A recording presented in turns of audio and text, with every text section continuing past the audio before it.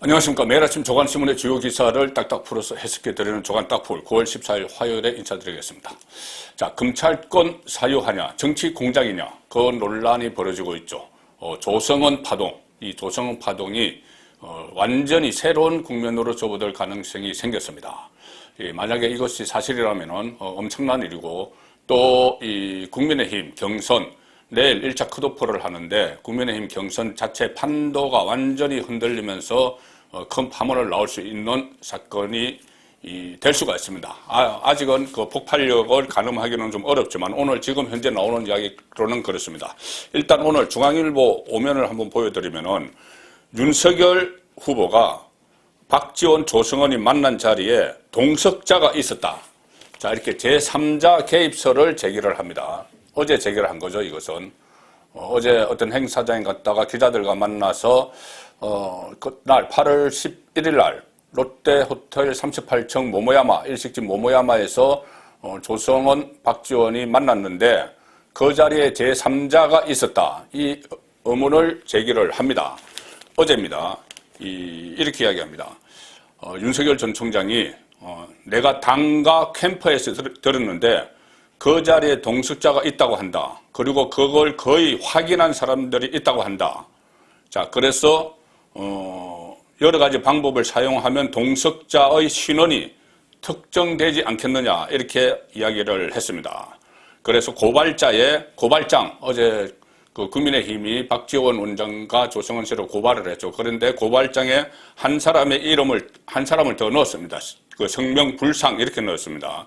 그래서 윤석열 주장대로 동석자 존재가 확인될 경우 논란은 더욱 커질 수 있다. 자, 이렇게 되어 있고, 정치권에서는 박지원 원장과 조성은 씨의 8월 11일 만남에 정보 분야의 발견, 정치권 A씨가 동석했다는 이야기가 돌고 있다. 정치권 A씨. 제가 잠시 후에 이름을 말씀드리겠습니다. 이것은 중앙일보의 보도고요.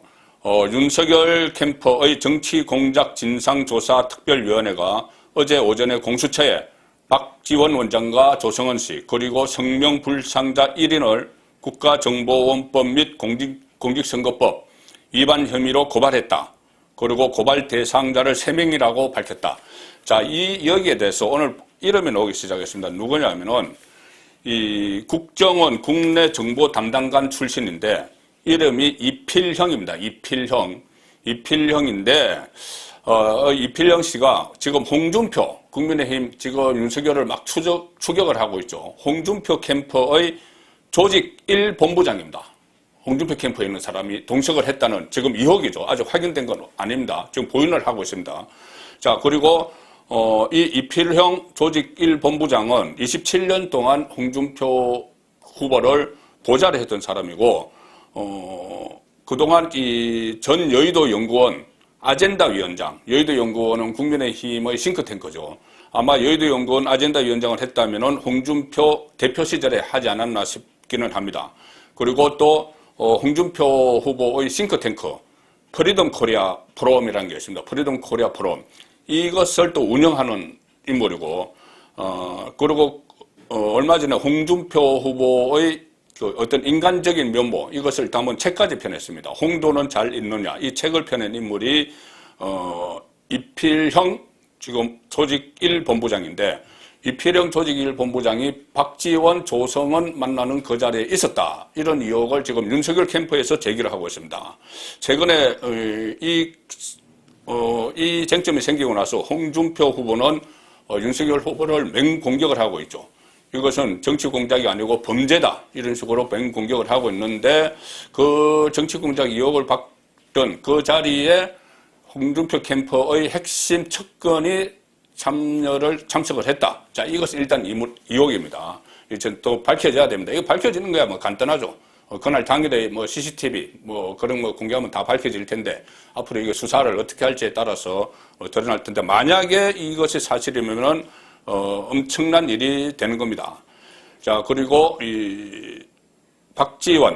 박지원과 홍준표 사이를 연결을 하는데 이필형 씨가 역할을 했다. 이런 말도 지금 정가 주변에서 나오기 시작했습니다. 국정원 국내 정보 담당관 출신이기 때문에. 자, 그리고 여기에 대해서 일단 박지원, 조성은 씨는 부인을 하고 있습니다. 제3자가 있었다는 걸 부인을 하고 있습니다. 부인을 하면서 특히 박지원 원장은 오늘 노컷뉴스, CBS 노컷뉴스와 아침에 통화를 했는데 아침 일찍 통화를 했습니다. 이 박지원, 조성은과 식사 때 다른 동석자 없다. 그리고 기자들이 이필영을 자꾸 물어보는데 이필영이 있었지 않느냐 물어보는데 이필영은 나는 누군지도 모른다. 이렇게 이야기하고 조성은 씨도 이필영 누군지도 모른다. 일단은 이렇게 이야기를 하고 있습니다. 자, 그리고 박지원 원장이 오늘 상당히 무서운 발언을 하나 합니다. CBS 노컷뉴스와의 그 전화 통화에서 자, 검찰 고발 사주 2억 제보 개입설은 거듭 일축을 했고 그리고 8월 11일은 조성은 씨만 만났다. 기자들이 많이 물어보는데 이필영은 알지도 못하고 동석도 안 했다. 그런데 이 자리에서 뭐라고 하냐면은 기자에게 제가 그렇게 음모를 꾸미면 김대중 전 대통령님과 문재인 대통령님을 배신하는 것인데 어떻게 그분들과 국민을 배반할 수 있느냐. 그런 것을 절대 안 한다. 이렇게 이야기하고 나서 왜 잠자는 호랑이 꼬리를 밟느냐. 윤우진 전 용산세무서장 사건을 국회에서 제일 먼저 터뜨린 사람이고 모든 것을 잘 알고 있다는 경고 메시지를 전했다. 윤석열에게 경고하는 것이죠. 뭐냐면은 윤우진 전 용산세무서장 사건은 윤우진 전 서장이 뇌물 혐의로 수사를 받는데 최근에 경찰이 다시 수사를 시작을 했죠. 그 전에 수사를 받을 때 윤우진의 동생 윤대진 검사장과 윤석열 후보는 서로 소윤, 대윤 하면서 가장 가까운 사이다. 검찰 내에서 그렇게 알려져 있죠. 그런데 이 사건 때 윤우진 전 세무서장에게 윤석열 당시 그 검사가 검사 출신 변호인을 소개시켜줬다. 그래서 그것은 현직 검사가 그런 일을 하면 안 되기 때문에 그 위법이죠. 그 의혹이 있는데 그 의혹을 처음 국회에서 터뜨린 사람이 본인이다. 박지원이다. 그때 국회 법사위원일 때 아마 그랬을 겁니다. 그러니 내가 다 알고 있는데 나 건들지 마라. 왜 자꾸 나를 정치공작으로 몰아넣느냐. 윤석열에게 경고를 하는 거죠. 그러면서 왜 잠자는 호랑이 꼬리를 밟느냐. 자, 이렇게 이야기했습니다. 모든 것을 내가 다 알고 있다. 자, 이 이야기가 되는 것이죠. 자, 그래서 이것이 상당히 이번 일이 어디까지 이 파급 효과를 낼지 아직은 가늠조차 할 수 없는 일인데 지금 홍준표 같은 국민의힘 안에서 겨루는 홍준표 캠프의 이필형 조직 1본부장이 여기에 개입됐다는 이야기가 나오기 시작했습니다. 그리고 굳이 이필형이 국정원 국내정보 담당관 출신이고 국정원장 박지원 이렇게 연결고리가 있으니 이필형이 박지원과 또 다른 그날 굳이 그 자리에 없었다 하더라도 또 서로 어떤 채널이 있을 거라는 이런 이야기조차도 지금 그 정가 주변에서는 나오고 있기 때문에 이 부분은 오늘 내일 중에라도 큰 파급 효과를 낼 수 있는 그런 엄청난 일이 될 수도 있습니다. 일단 본인들은 부인을 하고 있기 때문에 차찬 속의 태풍으로 끝일지 아니면 돌풍을 일으킬지는 오늘 내일 좀 지켜보면 알 것 같습니다. 자, 그리고 지금 그날 당일 이 8월 11일 박지원, 조성은이 만난 날 그날이 8월 11일이죠. 그런데 그 전날 8월 10일에 어떤 일이 있었냐면은 지금 김여정 북한 그 부위원장이 노동당 부위원장이 이 남북 통신선을 다시 끊고 미군 철수하라 이렇게 위협을 가했던 그 시점입니다. 8월 10일 그 시점이고 8월 10일 그건 전날이죠. 김여정이 그렇게 이야기했고 8월 11일 당일에는 김영철 북한 통일전선 부장이 나서서 앞으로 엄청난 안보 위기를 느끼게 해주겠다. 엄청난 안보 위기를 남한이 느끼게 해주겠다. 이렇게 협박을 한 그날이죠. 그 전날, 그날 협박을 한 그날인데 지금 박지원 국정원장은 그 내곡동에서 시내 제 근처에 롯데호텔이 있습니다. 저 뒤로 보이는 근처에. 자, 이 내곡동에서 이까지 차로 오려면은 점심때건 저녁때건 점심을 먹었다는 이야기도 있고 저녁 먹었다는 이야기도 있는데 차로 오려면은 1시간 반 정도 걸립니다. 자, 2시간까지도 걸릴 수가 있는 그 거리를 만차 제쳐놓고 그런 안보 위기 상황에서 내곡동 국정원 그 청사에서 이 롯데호텔, 서울 도심의 소공동에 있는 롯데호텔까지 식사를 하러 나왔다. 자, 이런 이야기가 되는 겁니다. 뭐가 그렇게 중요한 일이 있기 때문에 국가 안보가 그렇게 위급한 상황에서 그런 일을 했느냐. 자, 이런 그 이야기가 지금 나오는 것이죠. 그리고 그날 롯데호텔 해동을 전후해서 여러 가지 이문점들이 막 쏟아지고 있습니다. 자, 오늘 그 일단 조선일보 보시면은 조성은, 박지원 독대 전에 이틀 동안 파일 110여 건을 다운받았다. 본인 사진에 이 보존 휴대폰에 들어있던 파일들을 캡처를 해서 110건 정도를 다운을 받았다. 제가 어제 말씀드릴 때는 김웅과 서로 통화한 내용, 그것을 다운을 그 시점에 받았는데 그것이 한 30장 가까이 된다. 이렇게 해서 제가 어제 말씀드렸는데 전체 이 조 씨가 조성은이 언론에 보도한 제보한 손준성 보냄 이미지 파일은 110장, 그리고 자신과 김웅의 텔레그램 대화 캡처 제보한 것도 30장. 자, 그래서 여기에는 여권 인사 고발장 2개와 첨부 자료가 포함되어 있는데 이것은 조 씨가 작년 4월 3일 그리고 8일에 텔레그램을 통해서 김웅 의원에게 받았는데 이것을 1년 4개월이 지난 시점에 박지원 원장과 만남을 앞두고 조성은 씨가 그 파일들을 다운받은 이유를 놓고, 자, 당연히 그런 분석이 나오죠. 박 원장에게, 박지원 원장에게 전달된 것 아니냐, 이런 그 의문을 제기하고 있습니다. 중앙일보는 이것을 토벌 했습니다. 뭐 106건이나 110건이나 비슷한데 박지원 만나기 전날 밤 조성은이 106건 캡처해서 저장을 했다. 그것을 보내기 위해서죠. 박지원 국정원장에게 보내기 위해서 사진을 캡처해서 저장을 했다. 자, 그러니 그날 무슨 말을 했는지는 뻔한 것 아니냐, 이런 이야기입니다. 제보자 조성은 씨가 박지원 원장을 만나기 전후로 김웅 의원과 텔레그램 대화방 내용을 캡처 등의 방법으로 집중적으로 저장했다. 자, 그래서 실제로 이 중앙일보가 입수한 자료를 보면은 조성은 씨가 김웅 의원과의 텔레그램 대화방 내용을 캡처, 다운로드한 파일 총 143건인데 그중에서 106건을 박지원 원장을 만나기 전날 8월 10일 오후 10시 무렵 이루어진 것으로 나타났다. 이렇게 나옵니다. 자, 그리고 또 하나 있습니다. 또 하나 의문점이 새로 생긴 것이 어제 권성동 국민의힘 의원이 국회 대정부 질문에서 제기한 내용이죠. 9월 8일에도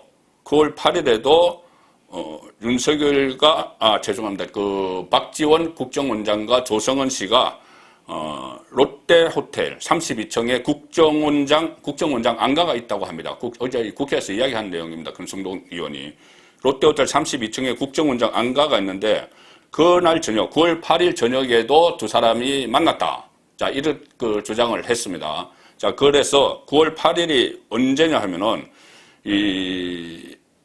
그날 그 오전에 김웅 의원이 그날 기자회견을 했었죠. 뭐 행실 출소라는 기자회견을 했고 본인은 기억 안 난다고 그런 기자회견을 했고 그날 9월 8일 오후에는 그 윤석열 후보가 기자회견을 했었습니다. 그래서 이 괴문서로 공작을 하고 있다 이런 이야기를 하고 내가 그렇게 무섭나 이런 이야기 한 게 9월 8일인데 그날 저녁에 롯데 호텔에 있는 국정원장 안가에서 박지원 원장과 조성은 씨가 또 만났다 이 이야기를 하는 겁니다.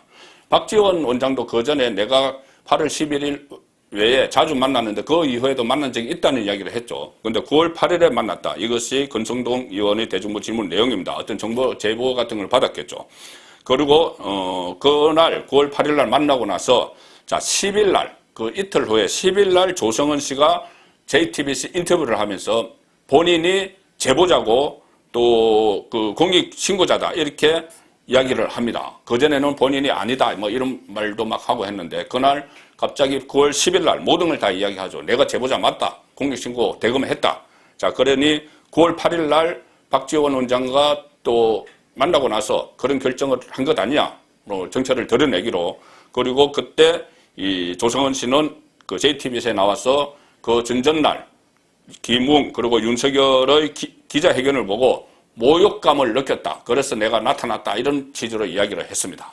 자, 그러니 그 과정에서 또 9월 8일 날 박지원 원장과 상의를 한 것 아니냐. 자, 이런 의혹까지 또 새롭게 제기가 되는 그런 상황이죠. 상당히 지금 이 복잡하지만은 뭔가 큰 폭발력이 강한 이슈 쪽으로 지금 몰려가고 있는 그런 느낌입니다.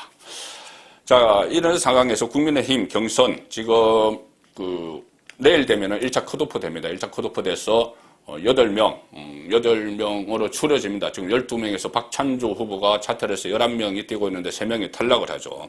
자, 오늘 동아일보 보시면은 그 기사를 다뤘는데 1차 컷오프에서 경선 대세가 판가름 날 수 있다. 그리고 야당 주자들은 책임당원의 30%가 몰려있는 TK에 올인하고 있다. 이런 기사가 나옵니다. 자, 내일 이 1차 컷오프 하면은 8명의 진출자가 8명으로 압축이 되는데, 자, 순위는 일단 당에서는 발표를 안 합니다. 그런데 과거에 기억하시다시피 저번에 당대표 경선이나 서울시장 후보, 부산시장 후보 경선 때 보면은 1차 컷오프 했을 때 순위가 다 결국은 드러납니다. 왜 그러냐면은 이것이 여론조사, 1차는 여론조사, 일반 국민 여론조사 80%, 그리고 이 책임당원 20% 이렇게 이틀간 여론조사를 진행하기 때문에, 그래서 당원 20%, 일반 시민 80% 비율로 결과를 합산하기 때문에 이것이 여론조사 기관을 통해서든 아니면 그것을 통계를 낸 실무자를 통해서든 바로 순위가 발표가 됩니다. 순위가 알려지게 되는 것이죠. 비공식적으로. 그러면은 지금 이 상황에서 윤석열의 정치 공작 또는 검찰권 사유화 이 논쟁이 윤석열에게 어느 정도 영향을 미치는지, 그리고 또 홍준표, 내일 1차 컷오프를 앞두고 홍준표 쪽에 사람이 여기에 관여를 했다. 이런 또 보도까지 나오기 시작했으니 이것이 어떤 영향을 미칠지 내일 한번 지켜봐야 될 것 같습니다.